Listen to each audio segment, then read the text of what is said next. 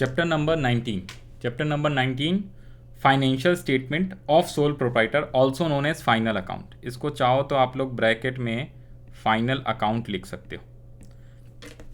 इस चैप्टर का नाम है फाइनल अकाउंट। तो सबसे पहले हम लोग बात करते हैं क्या फाइनेंशियल स्टेटमेंट होता क्या है। सोल प्रोप्राइटर का मतलब समझते हो? सबसे पहली बात बताओ what is the meaning of sole proprietor. 11th class में हम जितने भी अकाउंट्स पढ़ रहे हैं ना, ये अकाउंट्स के जितने भी चैप्टर्स हैं, तो एक तरीके से सोल प्रोप्राइटर। पहले एक सिंगल एंट्री वाला सिस्टम होता था, तो वो सिंगल एंट्री सिस्टम जो है वो भी हमें एक लास्ट चैप्टर पढ़ना है, चैप्टर नंबर 21 होगा आपका। ठीक है, यहाँ पे समझो, जब आप 12th क्लास में आओगे ना, 12th क्लास में, तो वहाँ पे आपको कंपनी का भी अकाउंट पढ़ना है और पार्टनरशिप का भी अकाउंट पढ़ना है। अगर मैं बात करूँ बिजनेस का, ध्यान से सुनो, अगर मैं बात करता हूँ बिजनेस का, तो आप ये समझो फ़िलहाल ये मैं 3 टाइप का बिजनेस बना रहा हूँ। 3 टाइप का बिजनेस कौन कौन सा? ये जो बिज़नेस है ये मान लो ए का बिज़नेस है, ए का बिज़नेस है, ये है कौन? ओनर। ये जो सेकेंड वाला बिज़नेस बनाया है ये पार्टनरशिप का है। पार्टनरशिप का मतलब है इसमें ना 2 पर्सन है, ए और बी, वैसे 2 से भी अधिक भी हो सकते हैं, 2 और मोर देन 2, मिनिमम तो 2 पर्सन रहेगा। 2 जने मिलके बिजनेस कर रहा है तो इसे हम बोलेंगे पार्टनरशिप। इसके अलावा ये जो थर्ड टाइप है इसको हमने बोला है कंपनी। ये कंपनी है। फर्दर कंपनी के भी कई टाइप्स होते हैं, प्राइवेट कंपनी, 1 पर्सन कंपनी और पब्लिक कंपनी। एक आदमी भी प्राइवेट कंपनी, 1 पर्सन कंपनी वाला बिजनेस कर सकता है। तीनों का डिफरेंट फीचर्स होता है जो कि आपको बिजनेस स्टडी में पढ़ना था, टर्म 1 में ऑलरेडी आपने पढ़ रखा होगा। अब इसका जो है ना ये सिंगल ओनर है ए। तो डिफरेंस क्या है? मेन डिफरेंस आपको बता देता हूँ। साल के एंड में जो प्रॉफिट होएगा ना, नेट प्रॉफिट, साल के एंड में जो नेट प्रॉफिट होएगा, तो इसका एक ही ओनर है फर्स्ट वाले बिजनेस का, तो सारा का सारा प्रॉफिट किसका हो जाएगा? ए का हो जाएगा। तो जिसका एक ही ओनर होता है, एक ही मालिक होता है जिस बिजनेस का, उस बिजनेस को हम लोग बेसिकली सोल प्रोप्राइटर बोलते हैं। ठीक है जी। सेकेंड टाइप जो बिजनेस है ये पार्टनरशिप वाला बिजनेस है और ये कंपनी वाला है। पार्टनरशिप में कम से कम 2 पर्सन होते हैं और मैक्सिमम वैसे बेसिकली 50 होता है। तो अगर किसी भी बिजनेस को 50 से ज़्यादा लोग मिलके अगर करना चाहते हैं तो उनको कंपनी ही बनाना पड़ता है, प्राइवेट कंपनी या पब्लिक कंपनी। तो जितने भी जो बड़े बड़े आप नाम सुनते हो ना, जियो, वोडाफोन, एयरटेल, टाटा, ये सब के सब कंपनी है। कंपनी का कुछ अलग ही फीचर्स होता है, पार्टनरशिप का अलग फीचर होता है, सोल प्रोप्राइटर का अलग होता है। तो हमें 11th क्लास में मेनली जो है सोल प्रोप्राइटर के सारी चीज़ें हमें सीखनी।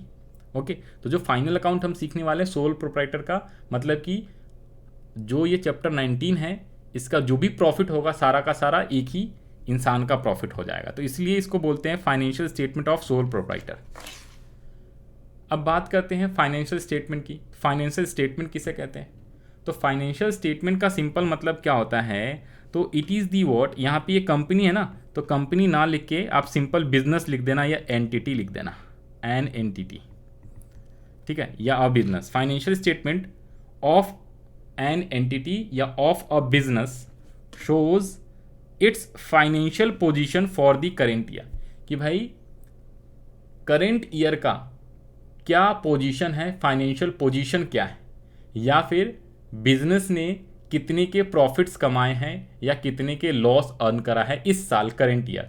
क्योंकि ईच ईयर का फाइनेंशियल स्टेटमेंट बनता है। फाइनेंशियल स्टेटमेंट की बात करें ना, तो फाइनेंशियल स्टेटमेंट इंक्लूड्स कौन कौन सी चीज़ें यहाँ पे नीचे लिखी हुई हैं? Balance sheet, income statement. Income statement का मतलब होता है trading account and profit and loss account. Cash flow statement, also notes to accounts भी होता है। ठीक है, नोट्स टू अकाउंट्स भी होता है। 4th number notes to accounts भी होता है। तो ये 4 चीज़ें। फाइनेंशियल स्टेटमेंट का मतलब profit and loss account, trading account, balance sheet, cash flow statement और नोट्स टू अकाउंट। आपको सिर्फ और सिर्फ मेनली 2 चीज़ें सीखना है, बैलेंस शीट बनाना और trading and profit and loss account. Trading and profit and loss account एक ही फॉर्मेट में भी बना सकते हैं और इसके अलग अलग 2 अकाउंट भी बना सकते हैं। ट्रेडिंग अकाउंट अलग, प्रॉफिट एंड लॉस अकाउंट अलग। तो मेनली आपको यही 2 अकाउंट इसमें बनाना सीखना है और ये सबसे ज़्यादा इंपॉर्टेंट वाला चैप्टर। और भी आगे नीचे लिखा हुआ है meaning. Financial statement provide a summary of accounts of a business enterprise. Financial statement includes two statements, 2 बार लिखा गया है। कौन कौन से? तो एक है आपका trading and profit and loss account, also known as income statement. Income statement क्यों बनाते हैं? टू नो दी प्रॉफिट या लॉस, कि भाई बिजनेस ने पूरे साल में प्रॉफिट अर्न करा है या लॉस इनकर करा है, क्या कमाया, क्या है उसने, प्रॉफिट हुआ या नुकसान हुआ, लॉस हुआ, तो वो पता चलता है किससे? ट्रेडिंग अकाउंट और प्रॉफिट एंड लॉस अकाउंट से। बैलेंस शीट से क्या पता चलता है? कि भाई कितने की एसेट्स और कितने की लायबिलिटी बिजनेस के पास है, ठीक है। और बैलेंस शीट क्लोजिंग डेट पे साल के एंड में बनाते हैं, प्रॉफिट एंड लॉस भी साल के एंड में बनाते हैं। तो 2 मेन टर्म याद रख लेना है। बैलेंस शीट क्या बताता है आपको? फाइनेंशियल पोजीशन बताता है। फाइनेंशियल पोजीशन का मतलब कितनी की एसेट्स हैं और कितनी की लायबिलिटी पड़ी हुई है बिजनेस के पास। Assets liability, you know very well the definition of asset, definition of liability. Liabilities का मतलब विच हैव टू बी पे इन द फ्यूचर। एसेट्स का मतलब वो सारी चीज़ें जिससे हम इनकम अर्न कर सकते हैं, ठीक है जी। और इनकम स्टेटमेंट या फिर profit and loss trading account, ये फाइनेंशियल परफॉर्मेंस बताता है कि हमारी जो पूरे साल की परफॉर्मेंस कैसी रही, हमने प्रॉफिट कमाया इस साल में या लॉस इनकर करा है। तो प्रॉफिट एंड लॉस और ट्रेडिंग अकाउंट बनाने का पर्पस क्या है? फाइनेंशियल परफॉर्मेंस जानना, यानी प्रॉफिट एंड लॉस जानना। बैलेंस शीट बनाने का पर्पस क्या है, उद्देश्य क्या है, ऑब्जेक्टिव क्या है? To know the financial position. एक होता है फाइनेंशियल परफॉर्मेंस, एक होता है फाइनेंशियल पोजीशन, याद रख लेना है। फाइनेंशियल पोजीशन मतलब हमारी क्या पोजीशन, हमारी एसेट्स कितनी है, लायबिलिटीज कितनी। यहां तक बात क्लियर है? बताओ जरा, फाइनेंशियल स्टेटमेंट का मीनिंग समझ में आया? बोलो हाँ या ना। Yes sir. और चैप्टर नंबर 1 में हमने ये पढ़ा था यूजर्स ऑफ अकाउंटिंग इंफॉर्मेशन या फिर users of financial statement. Financial statement के कौन कौन से यूजर्स होते हैं? एक होता है इंटरनल यूजर, एक होता है एक्सटर्नल। कि जो ये हम profit and loss, trading account and balance sheet जो बनाते हैं ना, हम या कोई भी बिजनेस या कंपनी, जो भी कंपनी ना कह के आप सोल प्रोप्राइटर बोलो, कोई भी business entity profit and loss, trading account और जो बैलेंस शीट बनाती है, ठीक है, तो वो क्यों बनाती है? 2 चीज़ें, एक तो बता दिया फाइनेंशियल परफॉर्मेंस और फाइनेंशियल पोजीशन जानने के लिए। तो इन फाइनेंशियल स्टेटमेंट को देखने के लिए या कौन कौन से पार्टीज इंटरेस्टेड रहते हैं, कौन कौन से यूजर्स इस पे फोकस रखते हैं, तो एक होता है इंटरनल, एक एक्सटर्नल। इंटरनल में 3, ओनर, एम्प्लॉयज़ और management. Owner, employees, management. Owner क्यों जानना चाहेगा? कि हमारी क्या फाइनेंशियल पोजीशन है या कितना परफॉर्मेंस है, कि हमारा बिजनेस सही चल रहा है कि नहीं। मैनेजमेंट और एम्प्लॉय, अगर प्रॉफिट हुआ है तो एम्प्लॉय क्या कहेगा? भाई सैलरी बढ़ाओ, नुकसान हुआ है तो चलो कोई बात नहीं। तो बहुत सारे रीजंस होते हैं। External parties, tax authorities, government, investors, creditors, debtors, ये सब जानना चाहते हैं। क्योंकि जो क्रेडिटर्स होगा वो क्या सोचेगा कि भाई इस बिजनेस का, ये जो बिजनेस है ये सही चल रहा है, तो क्या करें हम, इसको लोन दे कि ना दे। बैंकर्स, बैंक से अगर कंपनी लोन लेने जाती है तो उसको बैलेंस शीट, P&L दिखाना पड़ता है, इवन सबमिट करना पड़ता है, उसको बताना पड़ता है कि भाई हमारा बिजनेस अच्छा चल रहा है, हमें आप लोन दो, हमारा प्रॉफिट हो रहा है तो हम आपके पैसे वापस कर पाएंगे। बैंक देखेगा, चेक करेगा सारी चीज़ें, क्योंकि अगर कोई लॉस वाली कंपनी होगी तो बैंक जल्दी उसको लोन नहीं देगा, कहेगा भाई तेरा तो लॉस हो रहा है, कल को मेरा पैसा लेके डुबा देगा, क्यों दूँ। टैक्स अथॉरिटीज़ ये देखता है कि अगर आप इनकम, मतलब कि प्रॉफिट आप कमा रहे हो, तो उस पर मेरे को टैक्स दो, कितनी प्रॉफिट है उसके हिसाब से टैक्स आपने दिया है कि नहीं दिया है। तो these are the parties who are interested, these are the users who are interested in the financial statement of any business organization. Okay, clear है? बताओ जी, यूजर्स ऑफ अकाउंटिंग इंफॉर्मेशन या फिर फाइनेंशियल स्टेटमेंट, ये चैप्टर 1 का ही है। बताओ जरा, यहाँ तक क्लियर है? बोलो हाँ या ना। अभी आते हैं ट्रेडिंग अकाउंट पे भी आएंगे। ट्रेडिंग अकाउंट हमें बनाना, ये रहा प्रैक्टिकल, ये ऑपरेटिंग प्रॉफिट छोड़ दो, ये रहा ट्रेडिंग अकाउंट। हमें 2 चीज़ें बनानी, एक तो ट्रेडिंग अकाउंट बनाना है, दूसरा हमें प्रॉफिट एंड लॉस अकाउंट बनाना सीखना है, और तीसरा हमें बैलेंस शीट भी सीखना है। तो आज तो हम मेनली जो है, बेसिकली जो है, आज तो हम मेनली ट्रेडिंग अकाउंट के बारे में बात करेंगे और इसके क्वेश्चंस करेंगे न्यूमेरिकल। बुक में भी बहुत सारे क्वेश्चन हैं। फिर नेक्स्ट क्लास में प्रॉफिट एंड लॉस के क्वेश्चंस करेंगे, फिर बैलेंस शीट के क्वेश्चन करेंगे, और चैप्टर 19 जो है वो छोटा सा है, कंप्लीट हो जाएगा। चैप्टर 19 क्या है? विदाउट एडजस्टमेंट है, और एक चैप्टर 20 है, उसमें भी यही 3 चीज़ें पढ़नी है, trading account, profit and loss और बैलेंस शीट। बट चैप्टर 20 में ना एडजस्टमेंट्स होते हैं। एडजस्टमेंट्स का मतलब है कि प्लस या माइनस करना है कुछ कुछ आइटम, जैसे outstanding salary, advance salary, prepaid salary, expense, income, depreciation का एडजस्टमेंट्स। ठीक है, तो इन सब चीज़ों का एडजस्टमेंट्स वगैरह करना होता है, प्रोविजन फॉर डाउटफुल डेट्स, ये सारी बहुत सारी चीज़ें आती हैं उसमें। ठीक है, मैनेजर कमीशन। तो इसमें सिंपल वाला है, इसलिए छोटा सा है। एक तरीके से समझो जो चैप्टर 20 हम पढ़ने वाले हैं ना, तो उसमें भी यही सेम चीज़ें, सारी चीज़ें काम आएंगी। तो इसके पहले ये चीज़ बता दूं ज़रा, एक छोटा सा यूजर्स बता दिया, एक छोटा सा है क्या, the basic objectives of preparing financial statements are, वही same, true and fair view of the financial performance of business. Financial performance और पोजीशन याद रख लेना। परफॉर्मेंस का मतलब क्या, पोजीशन का मतलब क्या। परफॉर्मेंस का मतलब profit and loss plus trading, मतलब trading account and profit and loss. Position किससे पता चलता है किसी भी बिजनेस का, बैलेंस शीट से पता चलता है। पोजीशन मतलब कितनी एसेट्स कितनी लायबिलिटी। परफॉर्मेंस मतलब बिजनेस कैसा परफॉर्म कर रही है, अच्छा बिजनेस चल रहा है कि नहीं, कैसे पता चलेगा। अगर बिजनेस प्रॉफिट कमाया तो अच्छा बिजनेस चल रहा है, बिजनेस ने लॉस इनकर करा है तो इसका मतलब बिजनेस ठीक ठाक नहीं चल रहा है। तो ट्रू एंड फेयर व्यू जानने के लिए, किस चीज़ का true and fair view, true and fair view of financial performance and true and fair view of financial position. तो these are the main 2 objectives of preparing financial statement. कि financial statement हम बनाते क्यों हैं, फाइनेंशियल स्टेटमेंट मतलब trading account, profit and loss और balance sheet हम क्यों बनाते हैं। समझ में आ गया एक पेज में? पहले तो बताओ यहाँ तक क्लियर है, बोलो। दिशा, ऐशल, देवांश। Yes sir. चलो अब आप क्या करो, मीनिंग लिख लिया था आपने फाइनेंशियल स्टेटमेंट का। अगर आपको लिखना है तो एक काम और आप करोगे, यहाँ पे आओ, आपने जो अपना रजिस्टर जो हेडिंग डाला ना, सबसे पहले तो 2-3 चीज़ें छोटे छोटे शॉर्ट में लिख लो। सबसे पहले आप लिखो चैप्टर नंबर 19, इसके बाद आप लिखना नंबर 1, पॉइंट नंबर 1 क्या लिखोगे, financial statement.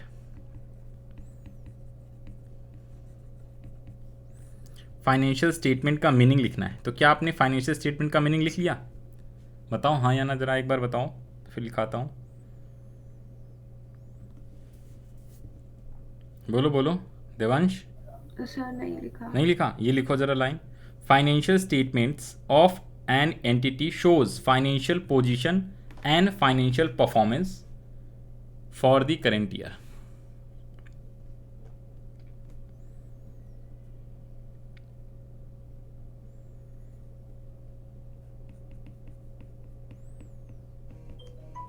It shows summary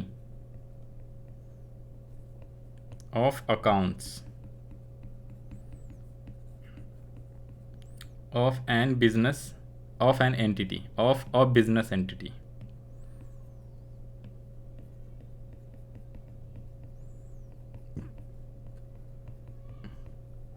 ठीक है जी। It shows summary of accounts of a business entity. और भी क्या लिख सकते हो,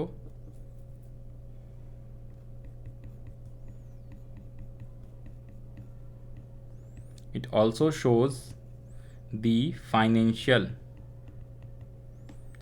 performance and financial position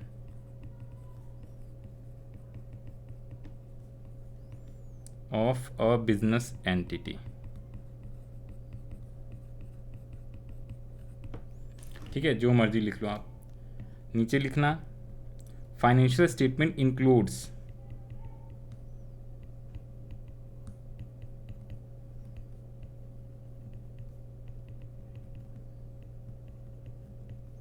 financial statement includes number 1 trading account, number 2 profit and loss account,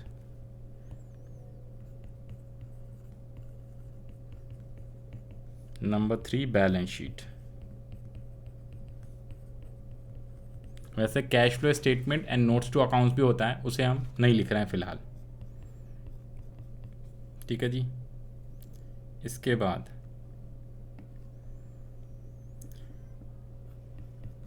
objectives क्या है, याद रहेगा।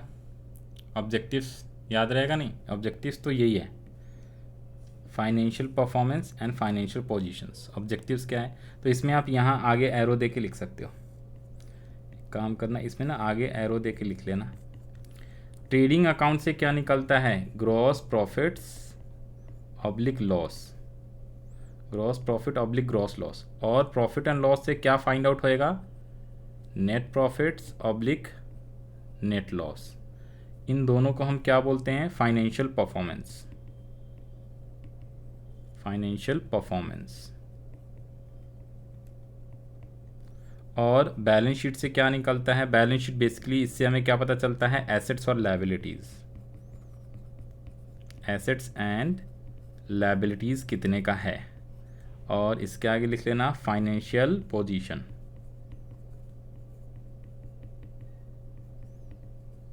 Financial position. क्लियर है।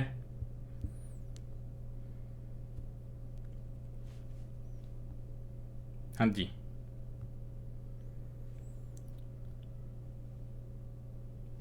अब उसके बाद हम न्यूमेरिकल वाले पोर्शन पे सीधा आते हैं। तो यही ऑब्जेक्टिव्स भी है इसका, मेनली ये दो ऑब्जेक्टिव्स भी बोलते हैं, इसे हम ऑब्जेक्टिव्स भी बोलते हैं, या ऑब्जेक्टिव्स अलग से लिख लो। ऑब्जेक्टिव्स क्या होता है, यहाँ पे एक लाइन और बना लो।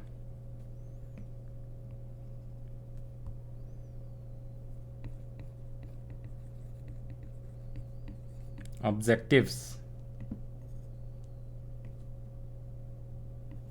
of preparing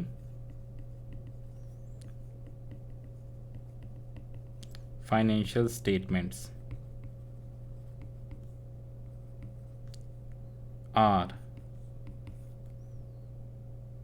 to view to सीधा लिखो ना, to find true and fair view of, यहाँ पे इज लिख लो, एक ही लिख लेना, बाकी और भी होता है।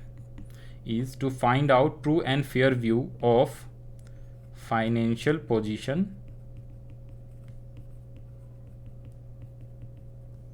And financial performance.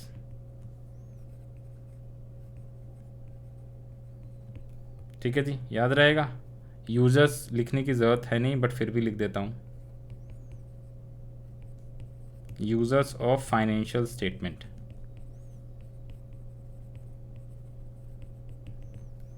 users of financial statements, internal and external। ये चैप्टर 1 में भी पढ़ा था, इंटरनल एंड एक्सटर्नल। इंटरनल में कौन कौन से हैं, ओनर्स, ओनर्स या प्रोप्राइटर्स, एम्प्लॉयज एंड मैनेजमेंट या मैनेजर। और इसमें कौन से होते हैं, bankers, banks, governments, tax authorities. लिख रहे हो नहीं लिख रहे हो, हाँ भाई बताना ज़रा। डेटर्स ईटीसी, और कोई छूट गया तो कोई बात नहीं। इन्वेस्टर्स,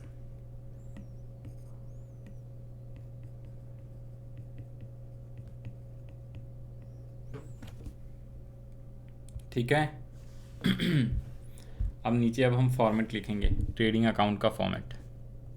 इसके अलावा और भी हमें छोटे छोटे थ्योरी वाले चीज़ पढ़नी है, वो आपको नेक्स्ट क्लास में कराएंगे। फॉर एग्जांपल एक्सपेंस क्या होता है, इनकम क्या होता है, रिवेन्यू नेचर का एक्सपेंस कैसा होता है, कैपिटल नेचर का एक्सपेंस किसे कहते हैं, रिवेन्यू और कैपिटल में डिफरेंस। तो ये हम नेक्स्ट क्लास में पढ़ेंगे। अभी तो हम डायरेक्टली आते हैं, पहले तो फॉर्मेट पे आओ, ट्रेडिंग अकाउंट का फॉर्मेट, और ये सबसे ज़्यादा important.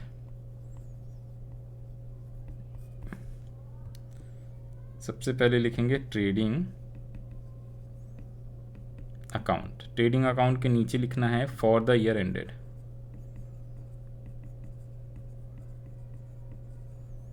For the year ended 31 मार्च। जो भी ईयर दिया रहेगा वो ईयर लिख लेना है, जो भी ईयर दिया रहता है वो ईयर हम लिख लेते हैं। टी शेप अकाउंट होता है, टी शेप अकाउंट होता है।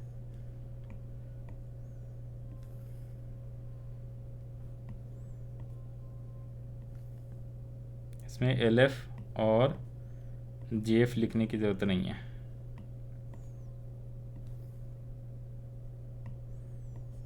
डेट वेट भी फ़िलहाल लिखने की ज़रूरत नहीं है इसमें आपको।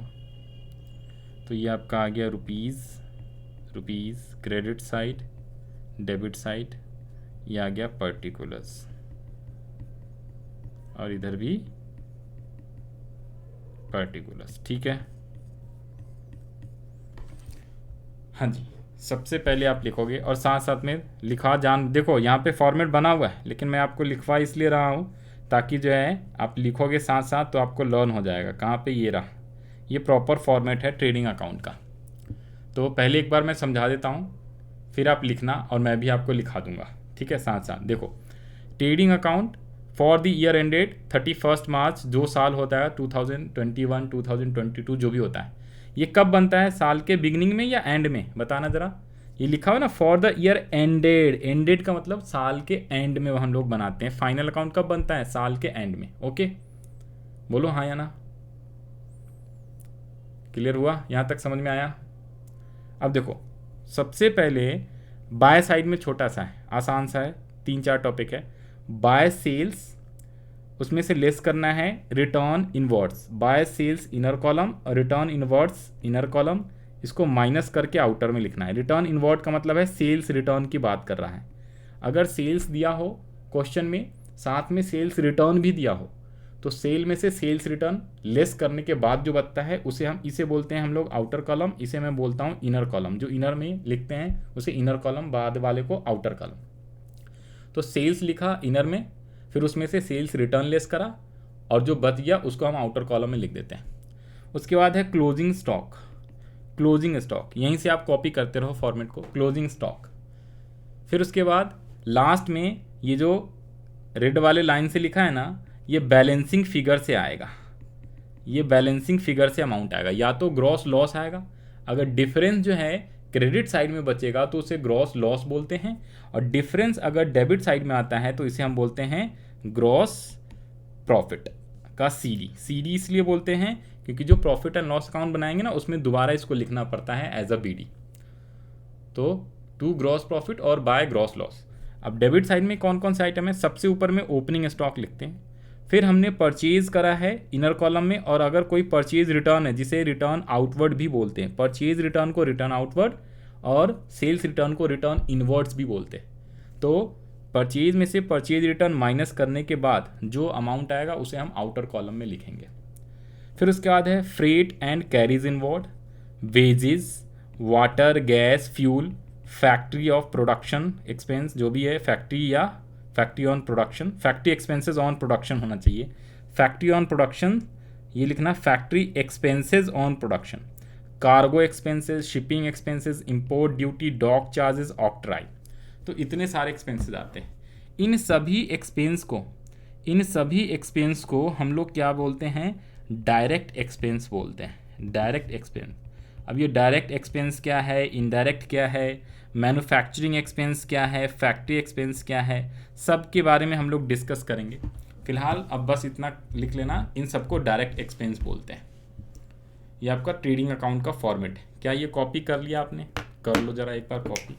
और याद रखो, लास्ट में मैंने लिखा है स्टार वाला जो है ना, only one figure will be appear, या तो डेबिट साइड में बैलेंस आएगा या फिर क्रेडिट साइड में बैलेंस आएगा, या तो डेबिट साइड में या फिर क्रेडिट साइड में बैलेंसिंग फिगर से अमाउंट आएगा। यानी कि या तो ग्रॉस प्रॉफिट आएगा या ग्रॉस लॉस आएगा, ये बैलेंसिंग फिगर से आता है। एक बार ज़रा रिप्लाई करके बता दो फॉर्मेट समझ में आया, फिर उसके बाद अभी कॉपी कर लेना आराम से, आपको टाइम देंगे। बोलो फॉर्मेट समझ में आ गया? Yes sir. चलो एक बार कॉपी कर लो, कॉपी हो जाएगा फिर बताना, फिर हम क्वेश्चंस पे भी आएंगे।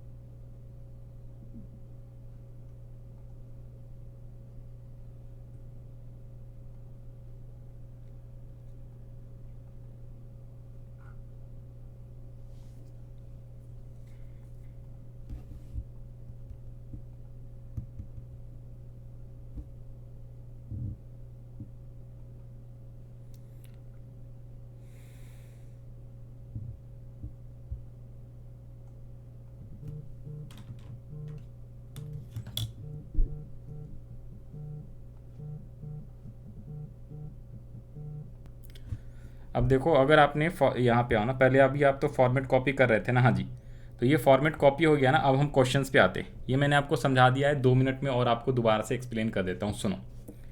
ये जो फॉर्मेट है ना ट्रेडिंग अकाउंट का, सबसे पहले मैंने बताया ट्रेडिंग अकाउंट से हमें लास्ट में क्या फाइंड आउट होगा, ग्रॉस प्रॉफिट या ग्रॉस लॉस।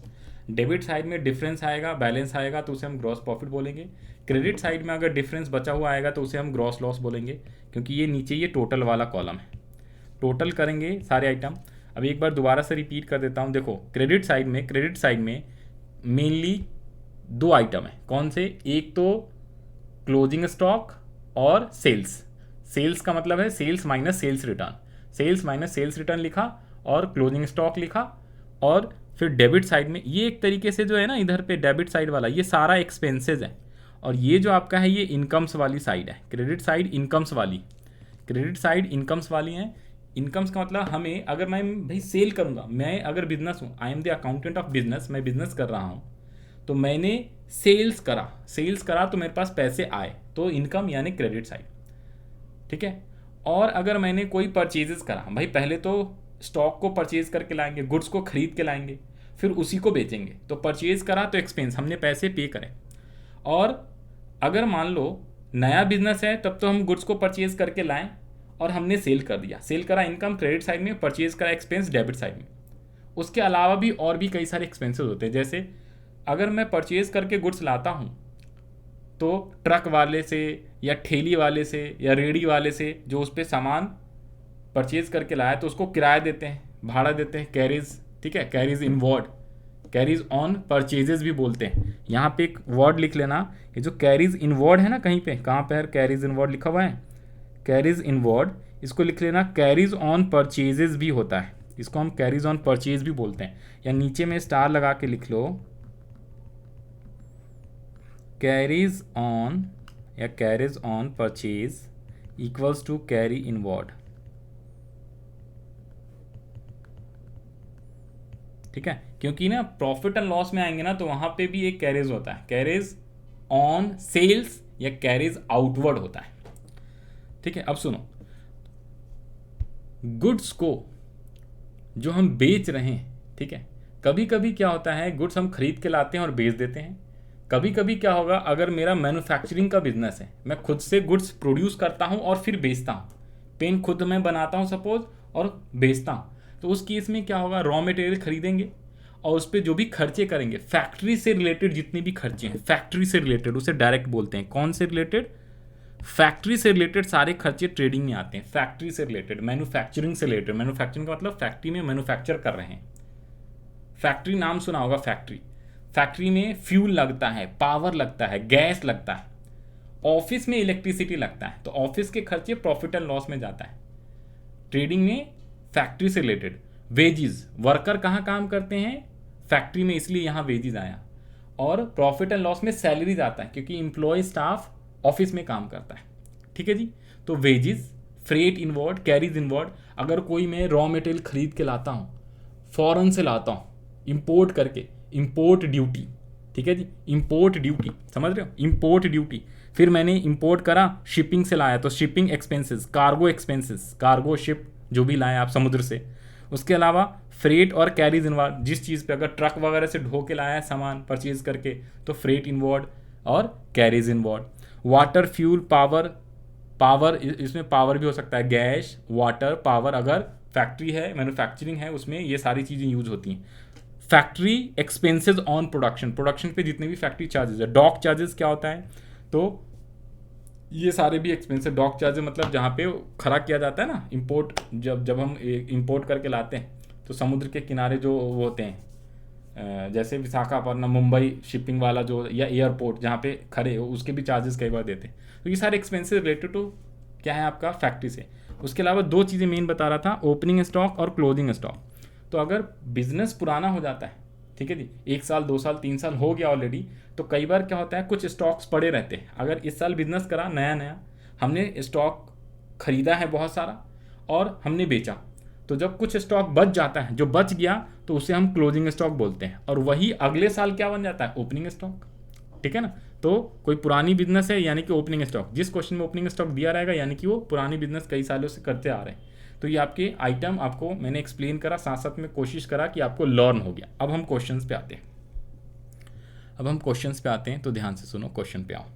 सबसे पहला हमारा छोटा सा क्वेश्चन है, क्वेश्चन नंबर 5 है यहाँ पे, ये आपके बुक में मिल जाएगा, नहीं भी मिलेगा तो टेंशन मत लेना।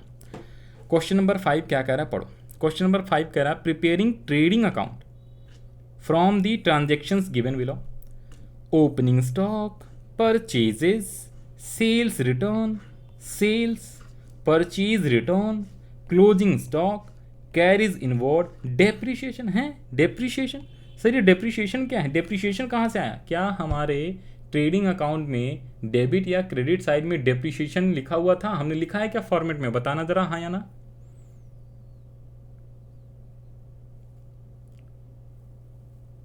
बोलो बोलो, डेप्रिशिएशन आया है क्या हमारे ट्रेडिंग अकाउंट के फॉर्मेट में अभी तक? हाँ या ना बोलो तो सही, रिप्लाई तो करो। नहीं आया? अरे कोई आवाज़ नहीं आ रही क्या? बताना भाई। दिशा, ऐशल, देवांश, आवाज़ नहीं आ रही क्या मेरी?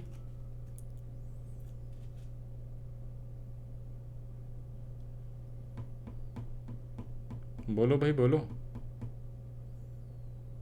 हेलो, कोई रिप्लाई नहीं कर रहा है। कहाँ हो भाई? सुन रहे हो? क्वेश्चन बनाना है, क्वेश्चन 5। एक बार रिप्लाई तो कर दो प्लीज़। कुछ इश्यू हो गया है क्या? ओके, आ रहा है, आवाज़ आ रहा है। हाँ जी, ऐशल ने कहा यस सर।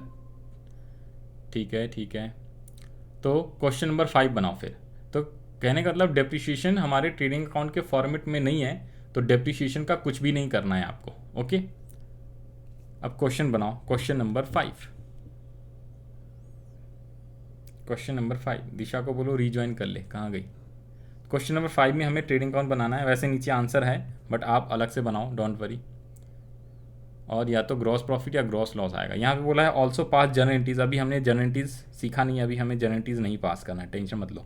सिर्फ हमें प्रिपेयर करना है ट्रेडिंग अकाउंट। बनाओ ज़रा, जर्नल एंट्रीज की बात हम बाद में करेंगे नेक्स्ट क्लास में। और मेरे को ग्रॉस प्रॉफिट या ग्रॉस लॉस जो भी आया सॉल्व करके दिखाओ। आप चाहो तो ग्रुप में भेजना, आपके पास है 5 मिनट का वक्त।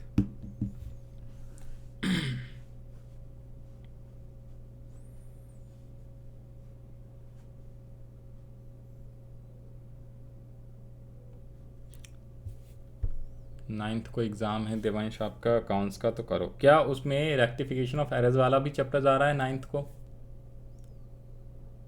सर वैसे तो बिल ऑफ एक्सचेंज में फाइनल अकाउंट्स बोला है, पर चलो जो ठीक है। सिलेबस लिखा हुआ है उसमें फाइनेंशियल स्टेटमेंट्स लिखा है बस। हाँ, तो फाइनेंशियल स्टेटमेंट का मतलब यही वाला चैप्टर है जो अभी हम तो पढ़ रहे सर हैं। बिल ऑफ एक्सचेंज नहीं आएगा उसमें? उसका मतलब बिल ऑफ एक्सचेंज नहीं होता है, फाइनेंशियल स्टेटमेंट का मतलब सिर्फ यही है। बाकी एक बार टीचर से आप कंफर्म कर लेना क्लास में। Okay sir. हाँ जी, सॉल्व हुआ क्वेश्चन 5। मैं भी साथ साथ बनाऊँ इधर, वैसे आंसर मेरा बना हुआ है तो बनाने की ज़रूरत नहीं है। चलो, एक क्वेश्चन पहला है तो आपको साथ साथ इधर पे बना देते हैं, आप बनाओ, फिर दिखेगा ना।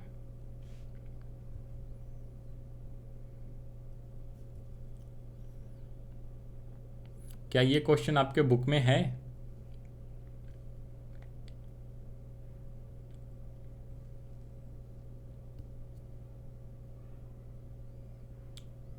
क्वेश्चन नंबर कौन सा है? ये पुरानी बुक के क्वेश्चन है एक्चुअली 2019 के हिसाब से, इसलिए क्वेश्चन नंबर हो सकता है चेंज हो रखा होगा या एक दो क्वेश्चन डिलीट कर दिया उन्होंने नए वाली बुक में, नए एडिशन में टी एस अग्रवाल सर की, तो मे बी क्वेश्चन ना भी हो।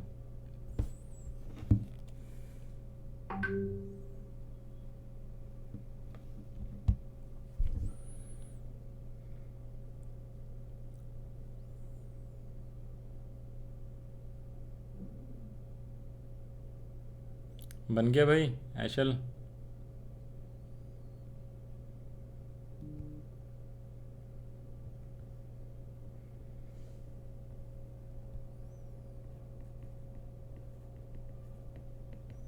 ट्रेडिंग अकाउंट, इसमें क्या लिखोगे आप? ये भी लिखना है, for the year ended 31 March. Year ना दिया हो तो छोड़ देना लिख के, बट लिखना ज़रूर।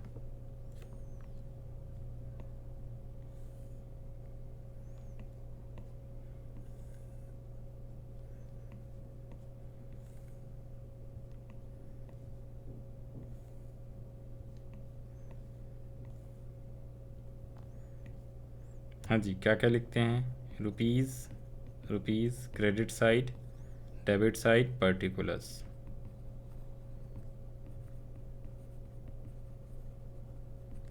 सबसे पहले क्या लिखते हैं? To opening stock.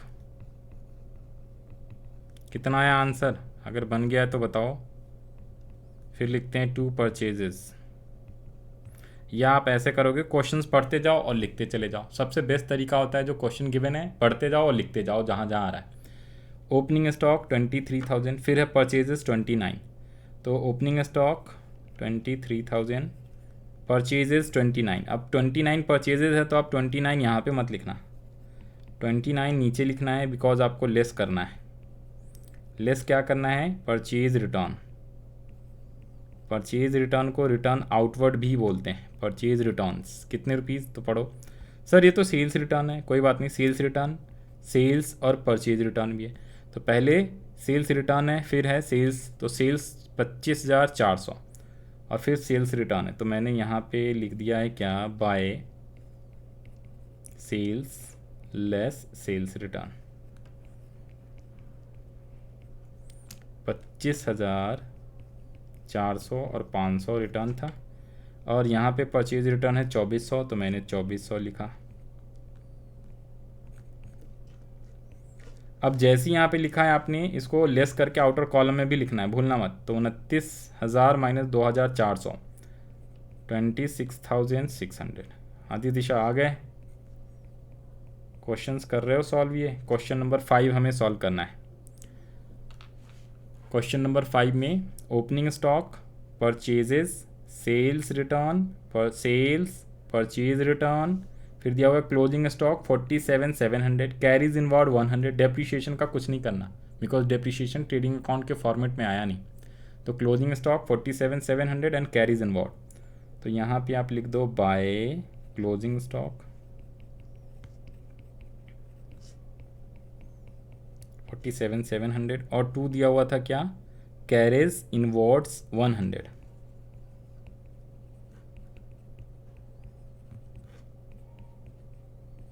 जो आइटम ट्रेडिंग अकाउंट में नहीं आता है उसे लिखने की ज़रूरत नहीं है, उसको छोड़ देना है। अब टोटल करेंगे। Which side is greater? Check करके बताओ कौन सा साइड ज़्यादा आ रहा है, डेबिट साइड या क्रेडिट साइड? मेरे को क्रेडिट साइड ज़्यादा आ रहा है, मेरे को ऐसा लग रहा है क्रेडिट साइड ज़्यादा है। चेक कर लो, टोटल करोगे कितने कितने आ गए क्रेडिट साइड? सर ये आया है 0, 0, 9 और 7 16, 4 और 7 11 और 1 12, 6 और 1 7, 72,600। तो 72,600 क्रेडिट साइड आया। डेबिट साइड का अलग से इसको टोटल करना है।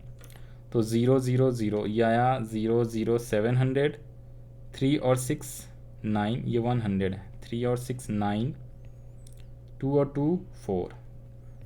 डेबिट साइड का आया 49,700, क्रेडिट साइड का 72,600, डेबिट साइड का 49,700।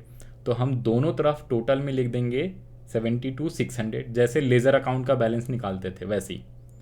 और डेबिट साइड वाला माइनस करके कितना आ जाएगा? 0, 0, 3, 11 माइनस 9 2, 6 माइनस 4 2। तो 22,300 ये जो आया है इसे हम क्या बोलेंगे? To gross profit. ये कैसे आया है? बैलेंसिंग फिगर से आया। आप चाहो तो टू ग्रॉस प्रॉफिट या टू ग्रॉस प्रॉफिट CD भी लिख सकते हो, ठीक है जी, कोई दिक्कत वाली बात नहीं। ये बैलेंसिंग फिगर से आया तो हमारा ग्रॉस प्रॉफिट आ गया 22,300। एक बार मैच करा लो, 22,900 आया है। कहाँ पे गलती करिए? 72,600। हाँ जी, 20 टोटलिंग में गलती करा है क्या? 49 20, ये कितना आ रहा है? हाँ जी, टोटलिंग में गलती करा है। 72,600 और 23 दिस एक बार 22,900 है। अच्छा यहाँ पे 900 कैसे? अच्छा ओके, ये 3 नहीं है भाई, ये 900 है। सॉरी मिस्टेक, माइनस करा हुआ थोड़ा सा गड़बड़ हो गया था। हाँ जी बताओ, समझ में आया Devansh and Aishal? Yes sir. Answer आ गया? इतना ही आया था? हाँ जी ऐशल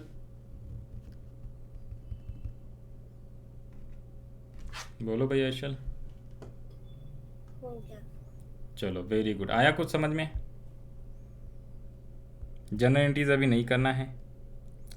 अब ज़रा यहाँ पे आ जाओ, क्वेश्चन नंबर 6। क्या ये क्वेश्चन बुक में है? बुक है आपके पास? चेक करो ज़रा। क्वेश्चन 5 था किताब में, बोलो हाँ या ना, बोलो ना। सर एक जो आपने जो लिखवाया था ट्रेडिंग अकाउंट पूरा जिसमें सब कुछ लिखना था, हम्म तो जो फॉर्मेट था हम्म। उसमें जो लिखा है मतलब उस हिसाब से ही लिखना है?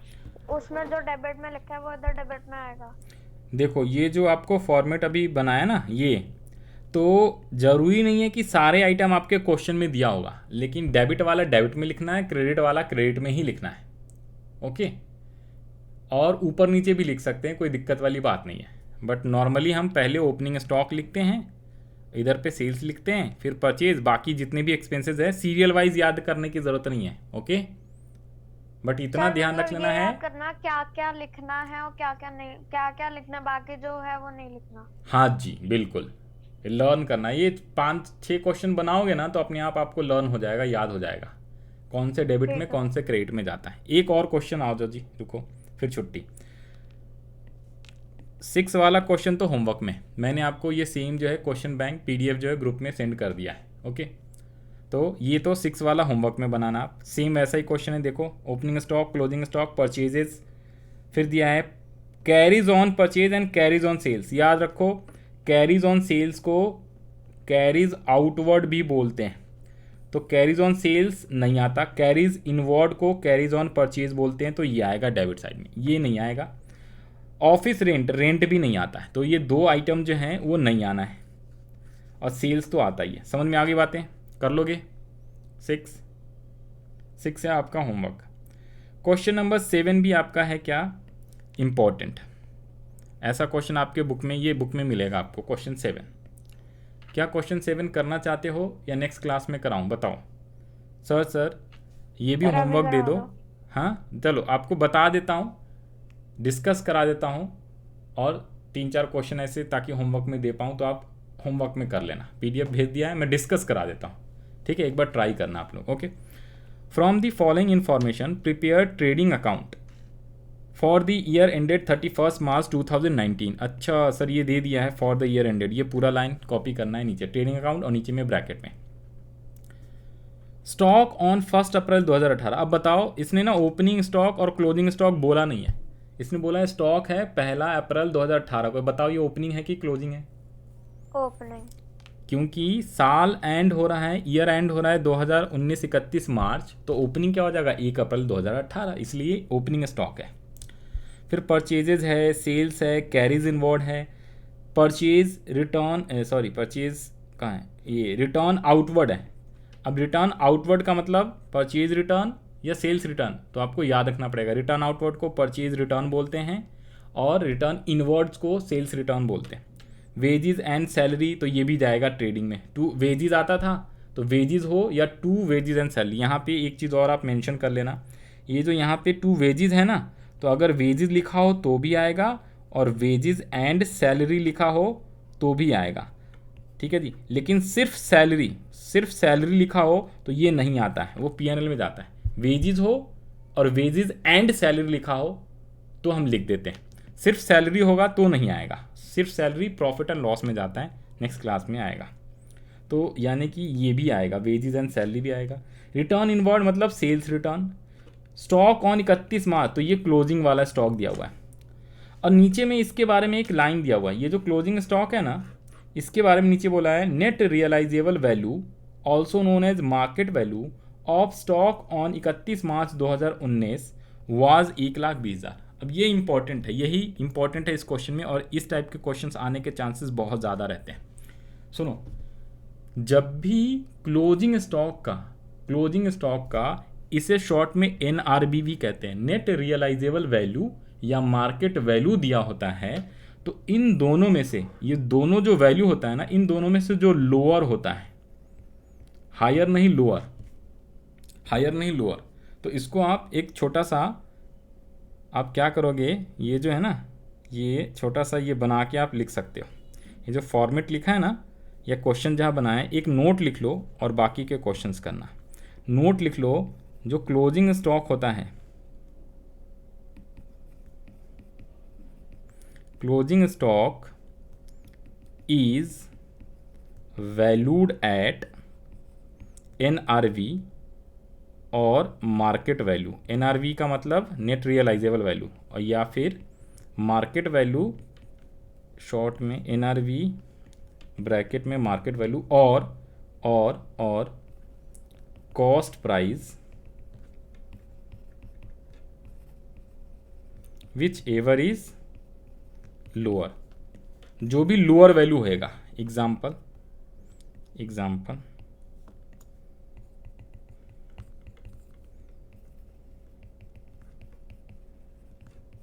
क्लोजिंग स्टॉक, ये दिया हुआ है कॉस्ट प्राइस दी हुई है 80,000, NRV दिया हुआ है 70,000।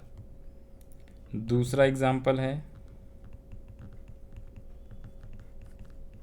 क्लोजिंग स्टॉक, कॉस्ट प्राइस और NRV को ही मार्केट वैल्यू कहते हैं।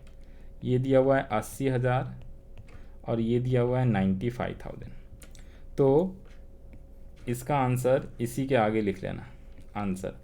तो हमें ट्रेडिंग अकाउंट में कितने लिखने हैं, हमें ट्रेडिंग अकाउंट में कितनी वैल्यू लिखनी है। तो जो भी छोटा हो, तो इस केस में 70,000 लिखेंगे और इस केस में 80,000 लिखेंगे। ऐसा नहीं, रटना नहीं है कि हमेशा कॉस्ट प्राइस ही लेना है या NRV ही लेना है। जो भी कम हो, जो भी लोअर होगा। ओके, तो ये लिख लिया आपने, स्क्रीनशॉट ले लो, कॉपी कर लो।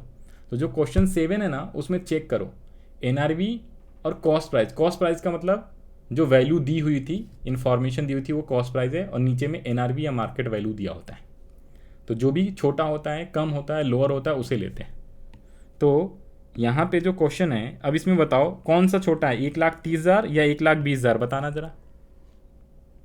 1,20,000। तो हम जब ट्रेडिंग अकाउंट बनाएंगे तो उसमें क्लोजिंग स्टॉक की वैल्यू 1,30,000 ना लिख के 1,20,000 लिखेंगे। क्लियर है भाई?